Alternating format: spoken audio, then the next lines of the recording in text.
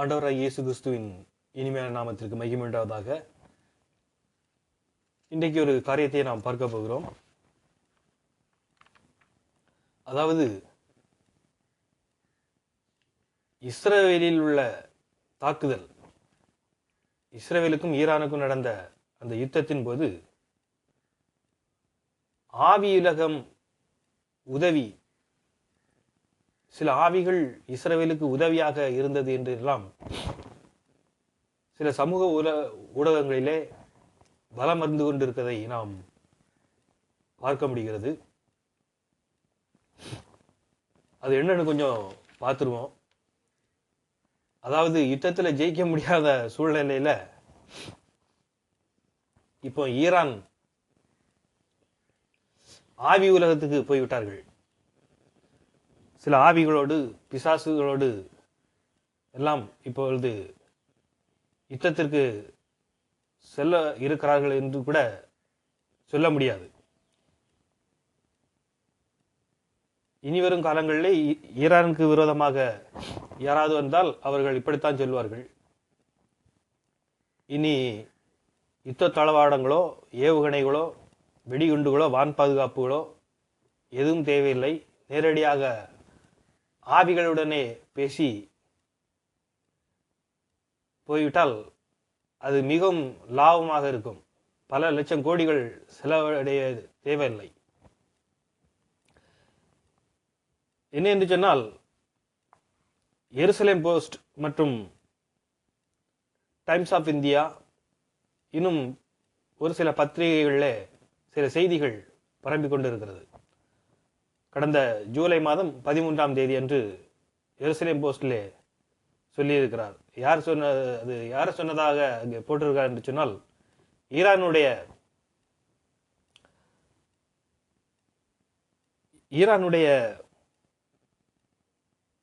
ஐஆர்ஜிசியினுடைய இணைக்கப்பட்ட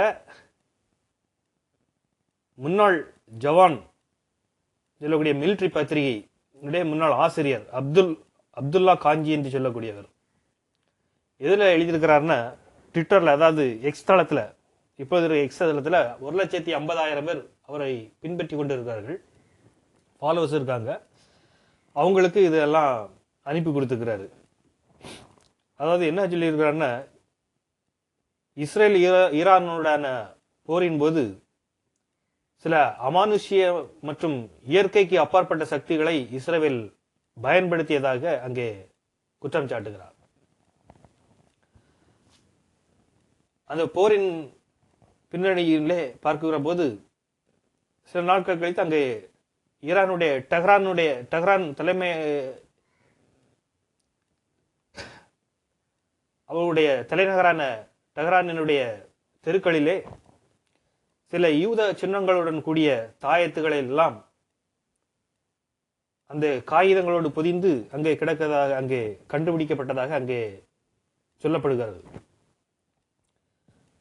அதுக்கு முன்பாக காசா போரின் போது, காசா போரினுடைய முதல் ஆண்டிலே இஸ்ரேலின் பிரசிடென்ட், பிரைம் மினிஸ்டர் நேதன்யாகு சில அமானுஷ்ய நிபுணர்களை எல்லாம் சந்தித்து அங்கே சில காரியங்களை எல்லாம் செய்தார் என்று சொல்லி பத்திரிகைகளை செய்தி வந்தது.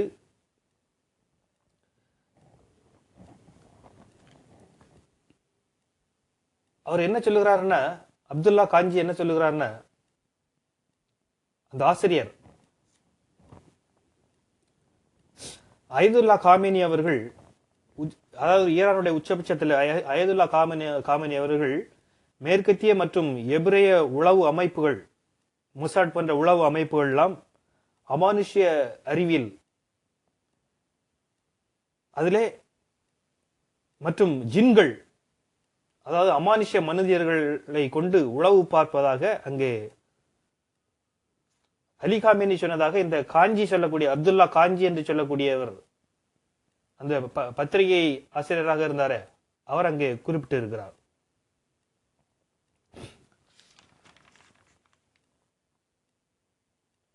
அது என்ன சொன்னார்னா, இப்படி அவர் ட்விட்டர்ல பதிவிடும் போது பயங்கரமான எதிர்வினைகள் எல்லாம் அங்கே வந்தது. பல ஏளனத்திற்கும் ஆளாக்கப்பட்டவராக அங்கே காணப்படுகிறார். ஜின்கள் எல்லாம் அங்கே பயன்படுத்தியதாக அங்கே சொல்லுகிறார். போரிலே தோற்றுவிட்டார்கள் அல்லவா, அதனாலே இப்பொழுது எதையாவது சொல்ல வேண்டும் என்பதற்காக ஜின்களை எல்லாம் பயன்படுத்தி விட்டார்கள் என்று சொல்லுகிறார்.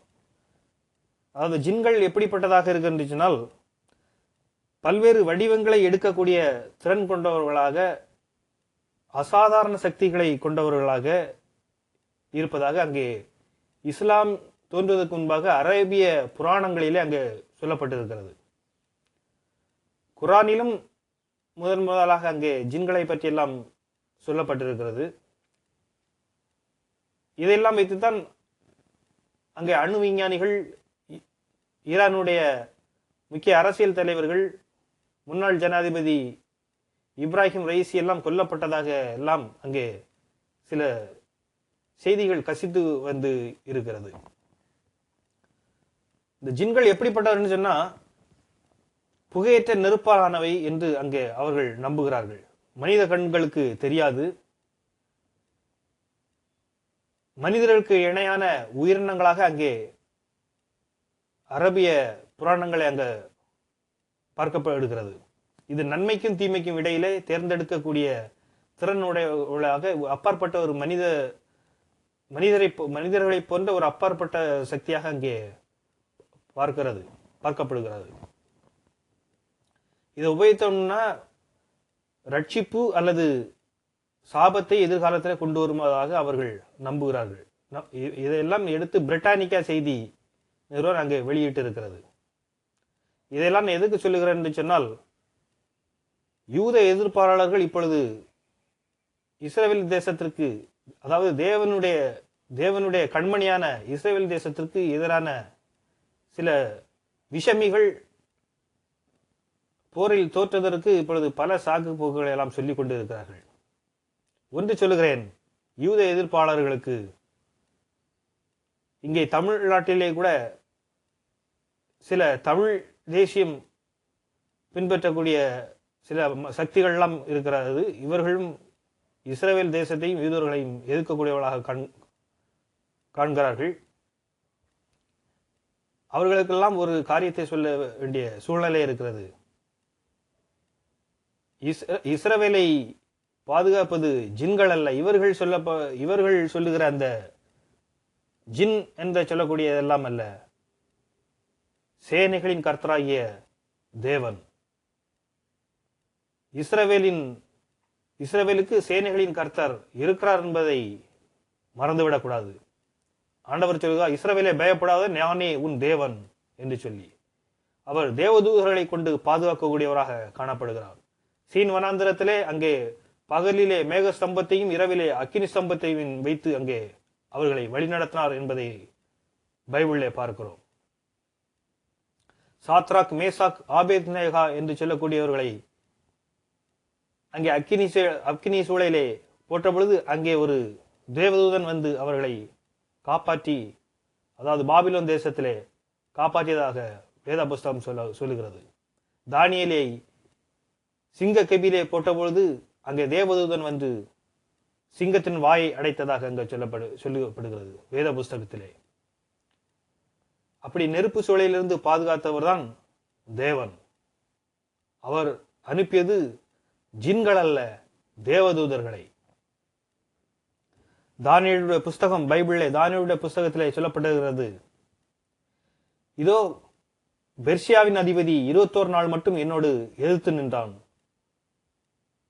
அதாவது பிசாசின் தூதர்கள் அவர்களை எதிர்த்ததாக சொல்லப்படுகிறது. உங்களுடைய பாணியிலே சொல்லப்போனால் ஜின்கள். யார் எதிர்த்தனா? கேப்ரியல் தூதனை. அவருக்கு உதவியாக பிரதான தூதனாகிய மிகாவேல் வந்து உதவி செய்ததாக அவர் அங்கே அந்த வசனத்திலே சொல்லுகிறார். இப்படி இஸ்ரவேலர்களுக்கு உதவி செய்கிறவர் இனியும் உதவி செய்து கொண்டுதான் இருப்பார் என்பதை நாம் மறந்துவிடக்கூடாது. ஆகவே அது மாத்திரமல்ல, இஸ்ரவேலுக்கு எதிராக வரக்கூடிய ஒவ்வொருவருக்கும் ஆண்டவர் தாறுமாறுகளின் ஆவியை அனுப்புவார். சங்கார தூதனை இஸ்ரவேலுக்கு விரோதமாக எழும்புகிறவர்கள் மேல் அனுப்புவார் என்பதை எந்த விதமான சந்தேகமும் இல்லை. தார்மார்கள் ஆவி என்று சொன்னால் அவர்களுக்குள்ளாகவே அடித்துக் கொள்வார்கள். நீங்க என்னதான் இஸ்ரேலுக்கு மேல பல ஏவுகணைகள் வீசினாலும், ஹைப்பர்சானிக் மிசைல்களை அனுப்பினாலும், அதிலிருந்து பாதுகாக்கக்கூடிய வல்லமை தேவன் அவர்களுக்கு உருவாக்கி கொடுப்பார். தேவதூதர்களை கொண்டு பாதுகாக்கிறவர், ஜின்கள் அல்ல. ஆகவே கிறிஸ்துவுக்குள் பிரியமானவர்களே, சில யூத எதிர்ப்பாளர்கள் இஸ்ரவேல் தேசத்துக்கு எதிர்க்கக்கூடியவர்களாக இருக்கக்கூடிய அநேக விஷக்கிருமிகள் இருக்கிறார்கள். அவர்களிடத்திலிருந்து நாம் பாதுகாப்புகளாக காணப்பட வேண்டும். இப்படிப்பட்ட வதந்திகளை நாம் நம்பக்கூடாது என்று சொல்ல கடமைப்பட்டிருக்கிறேன். கர்த்தர் தாமே உங்களை ஆசீர்வதிப்பாராக. ஆமீன்.